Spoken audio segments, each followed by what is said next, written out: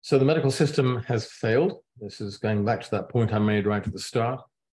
This is going back to that point I made right at the start. And when we actually look at what is happening, although America, the United States, spends 20% of its GDP on healthcare, which is almost twice as much as any other country in the world, you have some of the worst health. Almost 2/3 of all US adults have a chronic disease, and about half have more than one. And if we look at older adults, far more than half have 3 or more degenerative diseases, which are all linked together, not that they actually cause each other, but all of them are caused by the same fundamental metabolic imbalances caused by the ultra-processed diet. And trends are extremely negative.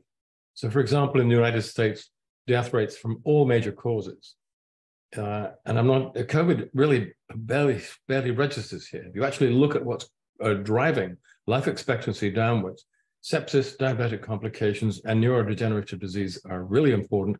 And what is beginning to look increasingly like the adverse effects of the mRNA COVID vaccines.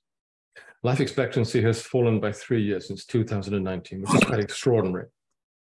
In the UK, because we're following belatedly in the United States footsteps, we've seen a similar reduction of life expectancy, not quite as extensive, but we're getting in the same way.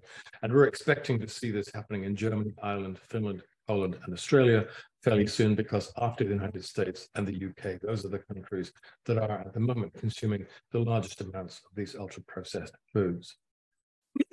This has had a really dramatic effect on the United States' standing in the international life expectancy table. And if you look at 1950, you can see that in terms of the G7, the United States was close to the top. In fact, you were 13 in the global league table of life expectancy.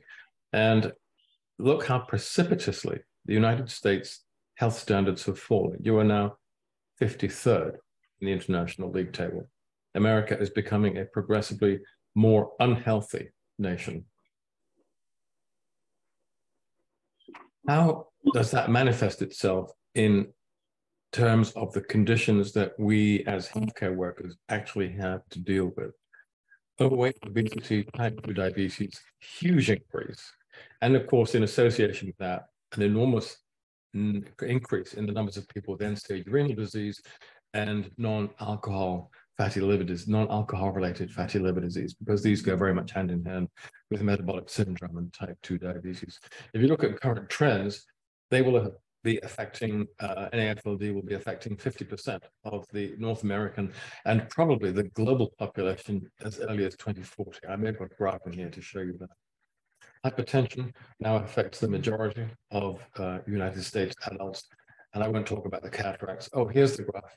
So you can see from 1990 to 2020, the incidence of non-alcohol related fatty liver disease has shot up from 18.2 to 38.9. In fact, it's more than a doubling in the last 30 years. And if current trends continue by 2040, we will be past the 50% marker.